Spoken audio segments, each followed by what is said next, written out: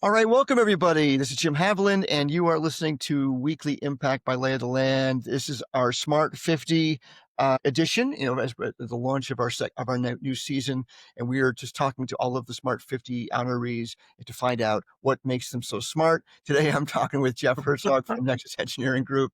Jeff, I'm going to assume because you're an engineering group, you're a pretty smart guy, but maybe start by giving me a little bit of your story arc as you got to this moment. What brought you to today from a career perspective? Okay. Yeah. Well, trying to figure out if I'm smart or not. It's Well, kind of funny. it's all right. It's all right. It's Uh, you don't have to I'll decide this. yeah, you can decide that. I guess it's in the eye of the beholder. That's it. Sometimes I don't feel very smart, that's for sure. It's probably Sometimes, good. hey, We all should you feel get an that way. idea. It's like, wow, that was pretty good. Where'd that come from? So, how did I get where I'm at? Like you said, I'm an engineer. I grew up with my mom and dad. My dad was an engineer, so that's where I started to learn about engineering. But what I did learn mostly from my dad was how much he loved being an engineer. He Hmm. just loved it, and he told me so many times that the most important thing in life is to find a job or do something that you really like and you're really passionate about. So I took that to heart, and still feel that way. All through my career, I've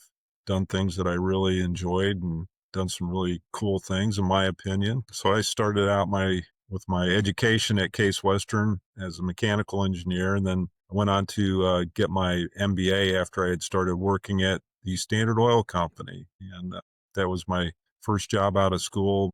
Company was called Ohio at the time, Right. actually founded by John Rockefeller. I joke around that he was still there when I joined, but he really wasn't. He may have felt like he was around. Yeah, you could kind of feel his spirit around there, but it was right after the Standard Oil had completed the Alaska pipeline, which is a major, major engineering and project feat. And a lot of the people that I grew up with in Lima, Ohio, believe it or not, where there was a big Standard Oil facility, worked on that project in Alaska. There weren't that many people in Hmm. Ohio, but people from Lima, Ohio went up to work on that. And that was also another inspiration. But anyway, so I started at Standard Oil, did project work, learned about how to lead people from experiences by leading projects where I really didn't have any authority over the people on my team. So it was really around learning how to influence people to kind of achieve a common objective, a common vision of what we were trying to do with the project. So that was my first exposure to really leading and managing people. As time went on, Standard Oil was bought out by British Petroleum or BP. Got to meet people from all over the world through our colleagues at BP. I worked for a gentleman from London who had come over to Cleveland, Ohio, and I learned a lot from him and just a whole different perspective on the world from that kind of British perspective and really a big international oil company. Standard Oil was a big regional company and turned into a Right. major oil company, but we really didn't have kind of the international perspective that people from BP had. So I learned a lot from that, and then went on to work in a consultancy here in Cleveland where I learned really about consulting world, but also building a business. Hmm. I came in and helped them build part of their company that was delivering services to the oil and chemical markets, and really learned what it takes to grow a business from that experience. Started with a small team and ended up when I left there, we had a couple hundred people working in that group. So all the things that it takes to put a lot of people together to focus in on a business, I learned from that. It's when we coach people through those early stages, it's pretty much if you get to a couple hundred people, you've gone through 4 or 5 different types of management styles you've had to go through, right? I mean, it, Right. it, it changes over time as you grow, and it's so interesting. By if you can grow a business from 0 to 200, you know a lot about managing through a lot, Right. especially that you don't really know anything yet. That you've got to get every Right. situation new. Yeah, so this was in a company that was already established, but it wasn't a very large company. So that 200 people that we really added to that team was that was almost 100% growth for the company. Wow. Okay. That was what we started with. But you're right. You learn it wasn't just going out and selling, but it was about the systems and the people and managing and getting the right people and also kind of the management of change, as far Yeah. as what it takes to evolve a company. A lot of people like being in a small company and they Right. kind of like the way it is, and they're not really into making it bigger. They just leave me alone. I like it the way it is. So I learned about that. You need those people early on, but eventually they just don't make the transition, right? That's just the way it is. Yeah, unfortunately, some don't, and Yeah. it's not because they're bad people. They just really don't. They don't like. They just don't want to be part of a bigger, Yeah, wanting it is part of operation. it. They don't no longer fit. "We're going someplace, do you wanna join us?" "No, I'm Yeah. not really into that." That's So, fine. like they, yeah. So, yeah. So I learned a lot about that, and learned a lot of hard lessons, things that was like, wow, don't want to do that again because it really didn't work out very well, or there was a lot of probably unnecessary stress you put on the team, and when people get stressed out, they're not worrying so much about taking care of the customer as they are about Yeah. as they should be. So Drama's really not learned good a for lot from business.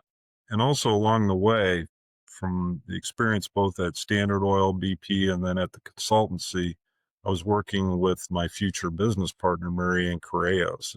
The two of us she's younger than me and was a co-op at Ohio when I was there. So I was, a few years older than her, but the two of us got to know each other and we just worked really well together. So we went through these similar experiences together, and I think she learned as probably more than I did. She's a chemical engineer, so they tend to learn more than a mechanical engineer. You know how that goes, right?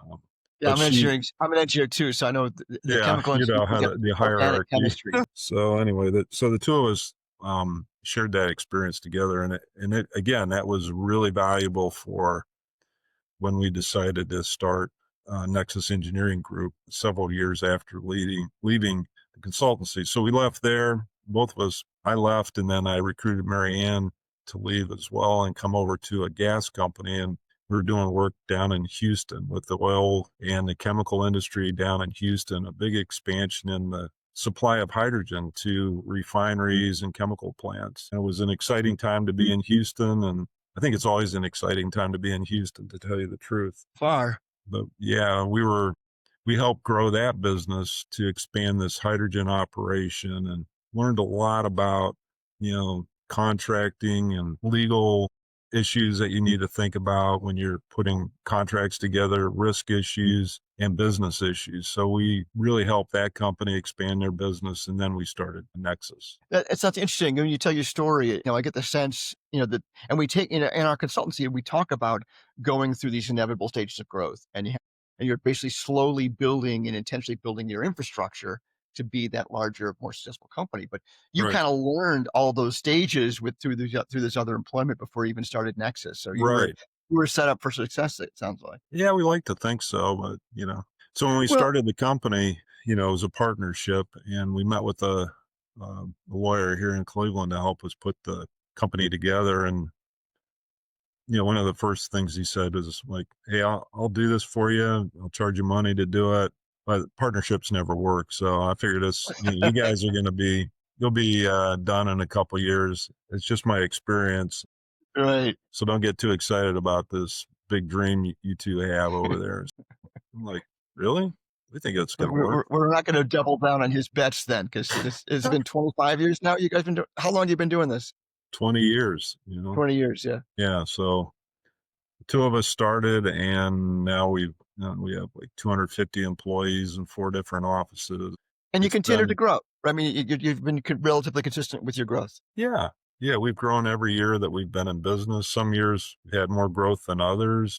Right. And it's not just about growing, but, Right. it also helps stabilize the firm and, create opportunities for people in the firm and then, be more profitable. You can spread out your overhead. You can afford to do some things as you get bigger. So, it's been a good thing, not just growing, but making the business more sustainable, robust, whatever words you want to use around Yeah, that. of course. Well, let's go into what your lawyer told you, because I think it's true. A lot of partnerships don't work, and quite often it's because we don't learn the lessons of communication. We don't learn to be humble. Well, what do you think the keys were for it working out for you? Well, number one, you have to have the right partner. Indeed. You have to You gotta be choose well. aligned. Yeah. And you really have to be aligned on what you're trying to do with your business. Yeah. Early on, if all you want to do is one partner wants to do something completely different than the other partner, well, you're in trouble. You're in trouble right away. We say that all the time. Alignment is the key. Without It alignment, is you're so lost. important. And also by having the right partner where you actually build off of each other, it's almost like a marriage. It's kind of like a good marriage. It's a work marriage, absolutely. Right, where the two partners make each other better and they offset each other's strengths and weaknesses. And I think Mary Ann and I had that combination where, we're both engineers, but our strengths and weaknesses are different enough that they offset and complemented each other. And then, we have a lot of similar strengths as well. So having the right partner, having a common vision, being aligned on what you're trying to do with the business is really how it works. And I'd say there's been quite a few, really successful partnerships. Hewlett and Packard, Right. Sherwin and Yes. Williams, Actually, John Yes. Rockefeller had some partners when he started that helped turn Standard Oil into just a brilliant company, when you read the history about what they did, Absolutely. so it can be done. I didn't realize there was that many failures in the partnership world. Well, I think but it sounds like you were very conscious about it. You were self-aware of your strengths and weaknesses when you started this, and that is really the key. I think that's the unlock is like to realize that I've got weaknesses. I think when I see it fail is because some founders don't realize they're not self-aware enough to know where their weaknesses are and that they need to be Yeah. covered by somebody. Well, and some of that So may have just been a little bit of maturity too. Like, I was well into my 40s when we started. Mary Ann was, a few years younger, but it wasn't like we were 20-year-olds in a dorm right. room trying to start up a company where you just really hadn't been beat around by life enough yet. So A little bit I of think a little bit of ego experience crushing is helped. probably really good for that. Yeah. Yeah, getting your butt kicked is really good. Nothing quite like it. Yeah, Well, so, no kidding. what do you think makes Nexus Engineering smart or unique? I mean, I know uh, I like the model from the standpoint is it's not the glitzy front end, but you just have to. I mean, my guess is you have to be able to execute excellent in an excellent way every time. It fits very much with the engineering ethos of like you're just Right. executing really well every time, and you need people that are going to execute well. Right. So I totally agree with what you just said. I think what makes us unique, and it's part of where our name Nexus means connection, right? And when Mary Ann and I thought about what we thought the world needed, because we had been on the consultancy side and been on the owner, what we call the owner side, the people that are actually making the investment. And one thing we saw from the owner's side is a lot of consultants would come in, really smart engineers, can calculate anything, like do incredibly difficult analysis and calculations and design work, but they really had no understanding and very little interest in why you were doing the project. What was the Mm, business driver behind the project? And so the whole idea of Nexus is that we felt that we had the business savvy and the technical chops to connect those two things together. What you're trying to do with the business versus and connect it to the technical skill, the project delivery skill that it would take to really make a good investment. People go to an engineering, procurement, and construction firm because they're making an investment and they're usually investing, when they come to us, they're investing a lot of money and they want a return. They have shareholders they have to satisfy, and they really want that investment in a project to be successful and to pay out. So that was what we felt was unique about our approach, is that we wanted to bring that understanding of the business along with the technical project chops to the table. And we thought it's that was missing in the market. And I yeah, think Jeff, it that's still is really missing. well, but I think what's really interesting about that is when we coach clients into, how to build a bigger and bigger business, you have to have a strong why so that people below you can make good decisions, right? So that's part of why you're cascading that focus as to why Right. you're doing what you're doing, so that other people can align with that, right? Back to your alignment and make equally good decisions because everyone's gonna have to make decisions every day. Otherwise, you become the choke point for the Right. organization overall. So it's just interesting how you're just duplicating that into a very large degree. How large are the projects that you're working on? Are there like hundreds of millions, right? Well, some of them are, it's pretty rare when we do a project over $100 million. Okay. But we will do, and it's again, that's kind of our business philosophy. We chase clients, not projects. So we want clients that really need our kind of skill. They typically, our clients will bring a portfolio of projects to us where they may have, like our biggest client, we may do 100 projects a year for them. Oh, fantastic. Okay. So a lot of those projects are smaller, less than $1 million capital Oh, investments, and where the engineering fee on that may be $100,000 or less. But then there'll be a few of the larger projects. So we're got set it. up to do a lot of small projects and then the occasional larger projects. So we have systems that can handle both. And any given month, we're putting out 400 invoices. There's Wow. an invoice for every project. So we're working on several hundred projects all the time, and there That's are super different fun. phases. And so there's, a lot of activity every day. I like to say the phone rings, although the phones don't ring, but, All right. somebody calls up and they have another challenge. They have another investment they're trying to make. And so we get on that. And at the same time, we're finishing up jobs we may have been working on for several months, maybe sometimes several years. So it's constantly changing demand from the customer and our project workload and things like that. So our ability to adapt to that is pretty incredible. And I don't think you can even write it down. It's just kind of how we do things. Pretty Well, amazing. yeah, I mean, right. Culture is what happens when no one's watching, right? So you build a culture of execution Right. against that. That's clearly. Yeah. Well, so tell me, we've already talked about a couple of things. We talked about alignment. We talked about having a clear why. But what do you have any other leadership nuggets that have been part of you think your success so far? Well, I think my own personal leadership success and just thinking about, in preparation for this conversation and, you do learn from experience, right? Good and bad. One of my first experiences in college was joining a fraternity Mm, and I became an officer in a fraternity and eventually the president of this chapter at Case Western. And I learned so much from that, conflict resolution, budgeting, running an effective meeting. College, students don't have a lot of time for right. anything, let alone some meeting that's like drifting all over the place. So I learned a lot from that experience early on. And the other thing about being a fraternity, your fraternity brothers are brutal. If they don't like something, they'll tell you. They'll They're tell not going you to the truth. sugarcoat it. Keep this right at hand.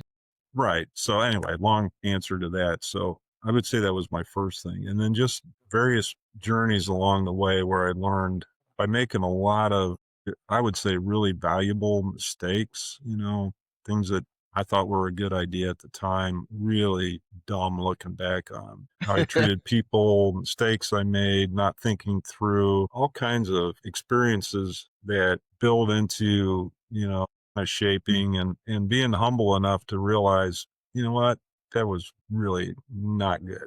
I could Yeah, and do, I own it, right. I think that's I the own it. and that's really one of the themes that's come from these conversations is the role of humility. The other thing I wanted to just put a point on is that when you talked about leading a team that you weren't really in charge of, it reminds me of one of my favorite quotes on leadership. Jim Collins actually quoted it from Colin Powell, who adapted it from Eisenhower. A couple of guys that know about leadership, and he says that leadership is the art and science of getting people to want to do what needs to be done. Yeah. Yeah. Right, so it isn't about having control but it's influence. It's the ability and desire to Right. Yeah. And if you can't explain, I mean, that's part of what we try to do at Nexus. Like, why are they doing this project? What are they trying to achieve? right. We And can't possibly succeed unless we know why. right. And a lot of times the clients that bring the projects to us are not real sure about that. So we kind of push them to, hey, wait a minute. What is it that's really important about this job? Because they may have 20 jobs on their desk. I got to think about that a little bit. I got to find out a little bit more because if we don't understand that, well, we can be going down, road A when we should be on road C. Yeah. Yeah. We're doing great work. for some project that really shouldn't be executed. Great work in the wrong direction is not great work. Yeah.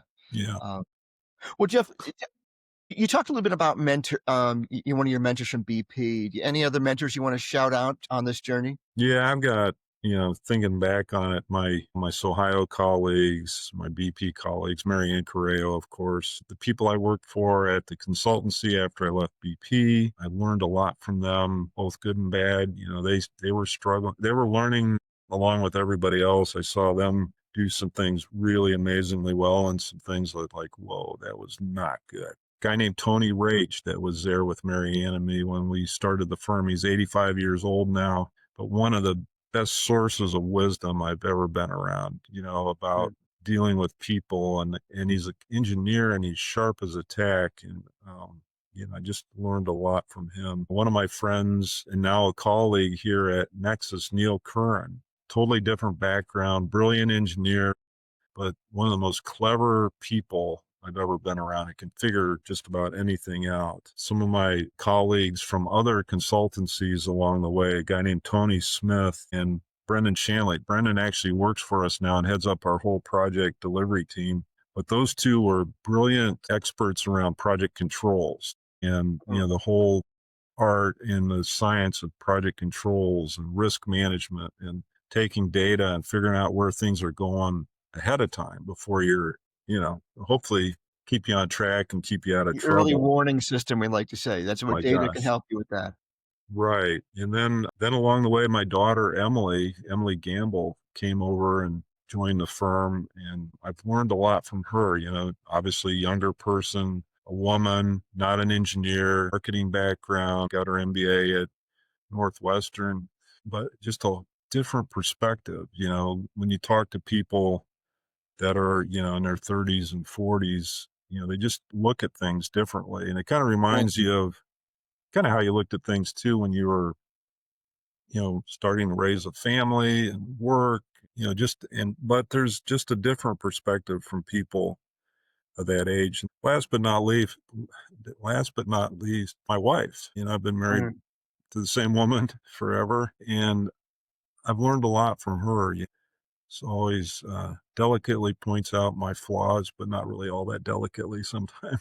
She's been, She's she's just a great person, but she'll look at me and go, what are you doing? Like, it is such a bad approach. And I'm like, okay, I hate to admit it. Sometimes she's usually right.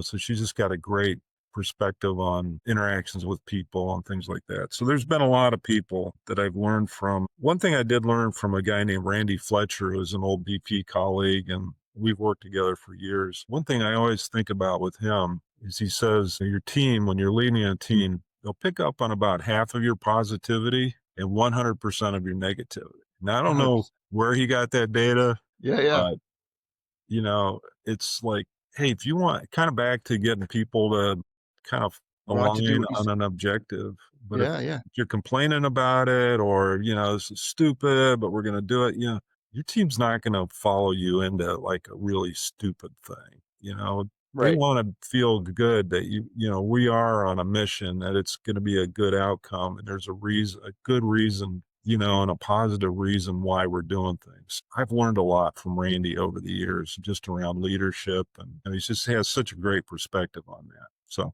I've learned from all those people. Jeff, I appreciate that, and I found this a lot with great leaders, is that when I ask them about their mentors, they have a list. It's about being metacognitive about the fact that I have learned a lot along the way. So we'll leave it there, Jeff. Are you going to be at the event on the November 7th? Yes. All right. Well, maybe we'll see you there. Jeff, thanks so Okay. much for the time today. I really All right, appreciate it. Jim. Thank you.